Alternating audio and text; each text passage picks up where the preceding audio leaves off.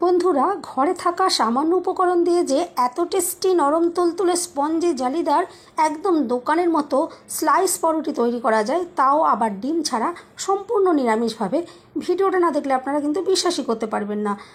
ভীষণই কম উপকরণে এবং চটজলদি বানিয়ে নেওয়া যাবে। আগের দিন রাতে এইভাবে রুটি তৈরি করে রাখুন, আর পরের দিন সকালে স্কুলের টিফিন হোক বা পরিবারের সকলের জলখাবারের জন্য দুধ পাউরুটি, জ্যাম পাউরুটি বা ডিম টোস্ট বানিয়ে পরিবারের সবাইকে তাক লাগিয়ে দিন। দেখে নেওয়া যাক আমার আজকের রেসিপিটা। নমস্কার বন্ধুরা, আমি পাপড়ি, পদ্মাবতী ফুড ক্রিয়েশনে আপনাদের সবাইকে স্বাগত। পাউরুটি তৈরির জন্য প্রথমেই আমি এখানে একটা জায়গার মধ্যে নিয়ে নিচ্ছি 2 কাপ ময়দা। এরপর আমি এখানে দিয়ে দেব পরিমাণ মতো নুন, আর দিয়ে দিচ্ছি 3 চামচ চিনি, আর আমি দিয়ে দেব 1 চামচ ড্রাই ইস্ট। এটা আপনারা যে কোনো মুদি দোকানে ভীষণই সহজে পেয়ে যাবেন, কোনো রকমের অসুবিধা হবে না। এরপর শুকনো উপকরণ আমি একটু ভালো করে এভাবে একটু মিশিয়ে নিচ্ছি, যাতে সব কিছু উপকরণগুলো খুব ভালোভাবে মিশে যায়। এভাবে একটু ভালো করে মিশিয়ে নেওয়ার পর এখানে আমি দিয়ে দেব 2 চামচ টক দই। এই টক দই আমি আগে থেকে একটা ছাঁকনির মধ্যে একটু জলটা ঝরিয়ে নিয়েছি, আর অবশ্যই কিন্তু একটু জলটা এভাবে ঝরিয়ে নিলে বেশি ভালো হবে। এভাবে একটু জলটা ঝরিয়ে নিয়েছি, আর এরপর আমি ভালো করে দেখুন ময়দার সাথে এভাবে মিশিয়ে নিচ্ছি। এভাবে একটু হাত দিয়ে ভালো করে আমি মিশিয়ে নিলাম। আর এরপর আমি এখানে নিয়ে নিয়েছি 1/2 কাপ একটু উষ্ণ গরম দুধ, যাতে একটা আঙুল চুবিয়ে রাখলে সহ্য করা যায়, এরকম হালকা গরম হতে হবে। এই দুধটা যতটা পরিমাণে লাগবে দিয়ে একটা সফট ডো রেডি করে নিতে হবে। এরপর আমি একটু ভালো করে মেখে নেব। আর পাউরুটি তৈরির জন্য কিন্তু ডোটা একটু নরম করে রেডি করতে হবে, তাহলে কিন্তু পাউরুটিগুলো খুবই সুন্দর নরম তুলতুলে তৈরি হবে। মাখাটা যদি শক্ত হয়ে যায় তাহলে পাউরুটিও কিন্তু শক্ত হয়ে যাবে, সেই জন্য ডোটা ভীষণই নরম করে রেডি করতে হবে। আমি মেখে দেখিয়ে দিচ্ছি, আপনারা দেখেই বুঝতে পারবেন যে কীরকমভাবে ডোটাকে রেডি করে নিতে হবে। এভাবে দেখুন আমি ভালো করে একটু মেখে নিচ্ছি। আর বন্ধুরা, পাউরুটি তৈরি করা কিন্তু ভীষণই সহজ, যে কেউ পাউরুটি কিন্তু তৈরি করে নিতে পারে, কোনো রকমের অসুবিধে নেই। এভাবে দেখুন আমি মেখে নিলাম। এরপর আমি এখানে দিয়ে দেব 2 চামচ বাটার। এটা আমি একটু মেল্ট করে নিয়েছি, আর অবশ্যই কিন্তু মেল্ট করে নেওয়ার পর ঠান্ডা করে নিতে হবে, গরম অবস্থায় কিন্তু দেবেন না।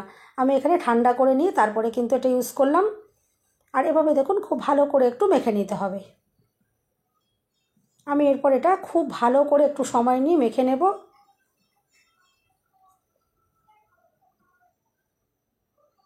ডোটা যত সুন্দর করে তৈরি করা হবে পাউরুটিগুলো কিন্তু ততটাই সুন্দর তৈরি হবে।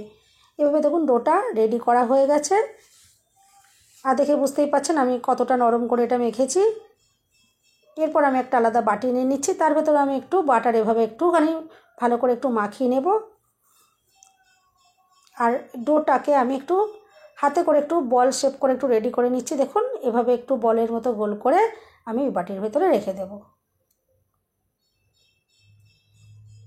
এভাবে রেখে দেওয়ার পর আমি ওপর থেকে একটুখানি বাটার আবার একটুখানি লাগিয়ে দিচ্ছি। আর এভাবে আঙুল দিয়ে টিপে দেখবেন একটু বাউন্স হয়ে ওপরে উঠে আসবে, তাহলেই কিন্তু বুঝতে পারবেন ডোটা একদম সঠিকভাবে রেডি করা হয়েছে।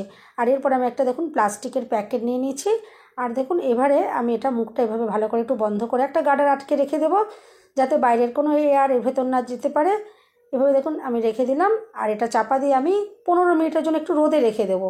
আর যাদের পক্ষে রোদে রাখা সম্ভব নয় তারা কিন্তু গ্যাসের ওভেনে, যেখানে ধরুন রান্না হচ্ছে তার পাশে একটু রেখে দেবেন, তাতেই কিন্তু এটা সুন্দরভাবে দেখুন ফুলে উঠবে। আমি 15 মিনিট একটু রোদে রেখেছিলাম, আর এখন যেহেতু গরমকাল তার জন্য কিন্তু খুব তাড়াতাড়ি এটা এভাবে ফুলে ওঠে, কোনো রকমের অসুবিধা হয় না। 15 মিনিট পর আমি আপনাদেরকে দেখাচ্ছি, দেখুন এটা কতটা ফুলে উঠেছে। এভাবে দেখুন ভেতরের এয়ারটা আমি একটু এভাবে একটুখানি বার করে নিচ্ছি।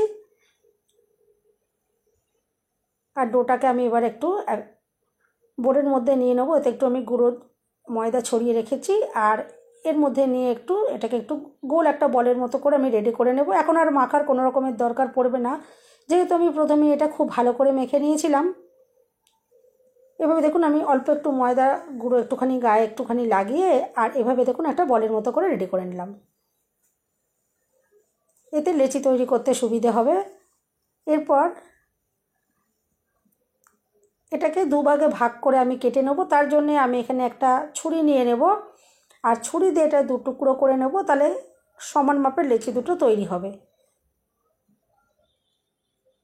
আর ছুরির গায়ে একটু ময়দা মাখিয়ে নিতে হবে, যাতে ছুরির গায়ে না আটকে যায়।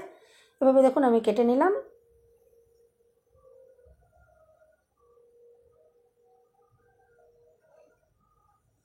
এভাবে কেটে নেওয়ার পরে দুটো লেচি এখানে তৈরি করে নিচ্ছি আমি। আর এরপর আমি একটু বেলে নেব গুঁড়ো ময়দা দিয়ে।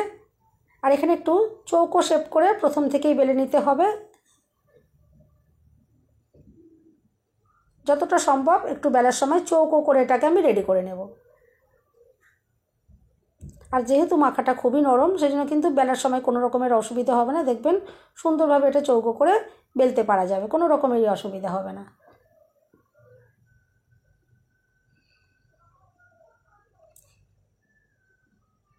এভাবে দেখুন চৌকো করে বেলে নেওয়া হয়ে গেল।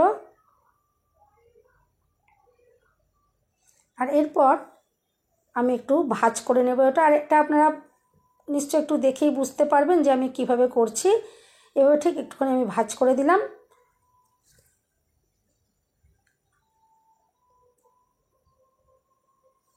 আর এরপর আমি আবারও একটা ভাঁজ দিয়ে দিচ্ছি। এটা আপনারা ভিডিও দেখে অবশ্যই বুঝতে পারছেন আমি কিভাবে করছি। ঠিক এভাবে একটু ভাঁজ করে করে আমি এটা রেডি করে নেব। আর যাতে চৌকো শেপটা বজায় থাকে তার জন্য একটু যেখানটা যেরকমভাবে প্রয়োজন পড়বে একটু বেলে নিতে হবে।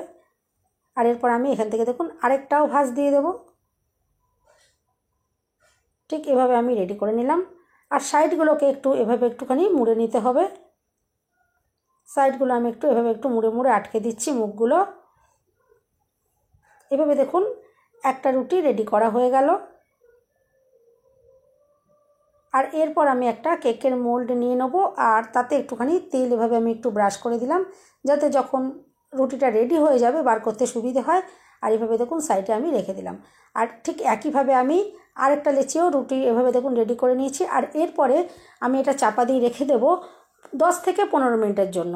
তার মধ্যে দেখবেন এটা সুন্দরভাবে আবারও ফুলে উঠবে। আর ফুলে ওঠার পরেই কিন্তু এটা বেক করতে হবে। তার আগে কিন্তু বেক করলে যেরকম ছোট্ট অবস্থায় ছিল ওরকমই ছোট অবস্থায় থেকে যাবে, আর বড় হবে না, এটা স্পঞ্জি ফ্লাপি হবে না। সেই জন্য একটু ওয়েট করতে হবে, এটাকে টাইম দিতে হবে। একটু বেশিক্ষণ সময় রাখলেও কিন্তু অসুবিধে নেই। এরপর দেখুন ওপর থেকে আমি একটু লিকুইড দুধ এভাবে ব্রাশ করে দিচ্ছি, যাতে এতে সুন্দর একটা কালার আসে। আর বন্ধুরা, রেসিপিটা যদি ভালো লাগে অবশ্যই কিন্তু লাইক শেয়ার কমেন্ট করতে ভুলবেন না। আর চ্যানেলটা সাবস্ক্রাইব করে অবশ্যই আমার পাশে থাকার অনুরোধ রইল। আর বেল বাটনটা ক্লিক করে রাখবেন, যাতে আমি যখন নতুন ভিডিও আপলোড করব সঙ্গে সঙ্গে নোটিফিকেশান সবার আগে আপনি পেয়ে যাবেন। এরপর দেখুন একটা কড়াই আমি গ্যাসে হাই ফ্লেমে 10 মিনিট খুব ভালো করে আমি এটা গরম করে নিয়েছি। ভেতরে একটা স্ট্যান্ড রেখে দিয়েছি। আর স্ট্যান্ডের ওপরে আমি এই পাউরুটির মোল্ড বসিয়ে দিলাম। আর ওপর থেকে আমি আবারও চাপা দিয়ে দেবো। আর গ্যাসের ফ্লেম একদম লোয়েতে করে আমি 30 মিনিট বেক করে নেব। 30 মিনিট পর দেখুন কতটা সুন্দরভাবে কালার তৈরি হয়েছে। আর রুটিটা কিন্তু একদম রেডি হয়ে গেছে পারফেক্টভাবে।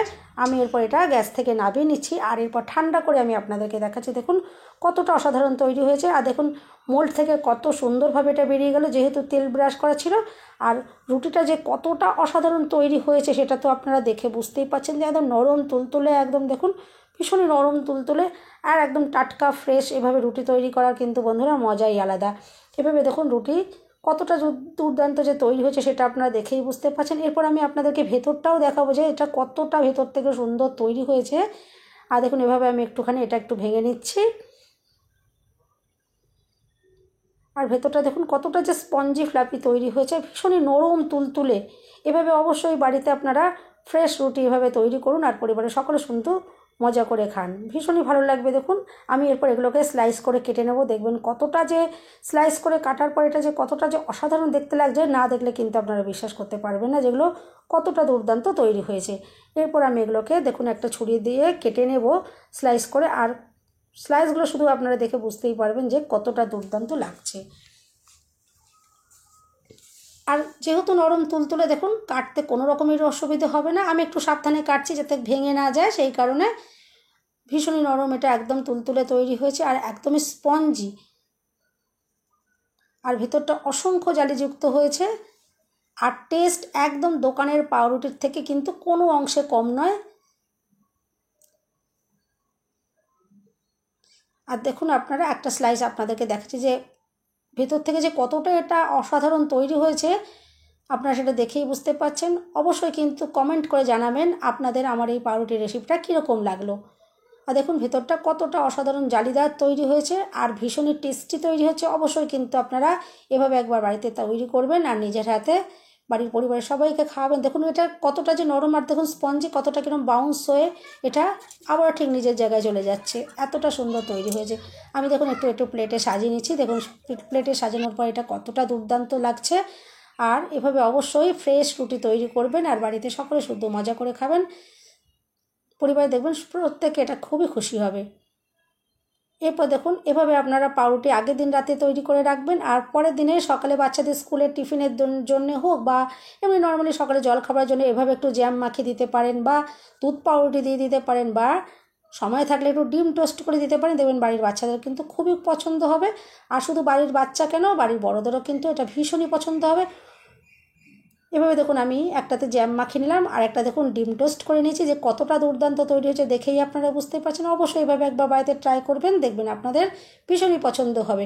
এরপর দেখুন একটা পাউরুটি আমি আপনাদেরকে একটু ভেঙে দেখাবো যে ভেতরটা এটা কতটা অসাধারণ তৈরি হয়েছে। দেখুন দোকানের পাউরুটি থেকে কিন্তু কোনো অংশে কম নয়। দেখুন কতটা যে জালিদার স্পঞ্জি আর এতটাই যে নরম তুলতুলে, দেখুন বাউন্স হয়ে এটা আবারও দেখুন উপরে উঠে যাচ্ছে, যে এতটা সুন্দর তুলতুলে নরম তৈরি হয়েছে। এরপর আমি এটাকে ভেঙেও দেখাবো। সবাই সুস্থ থাকবেন, ভালো থাকবেন, দেখা হবে নেক্সট ভিডিওতে। ভিডিওটা শেষ পর্যন্ত দেখার জন্য সবাইকে রইল অসংখ্য অসংখ্য ধন্যবাদ।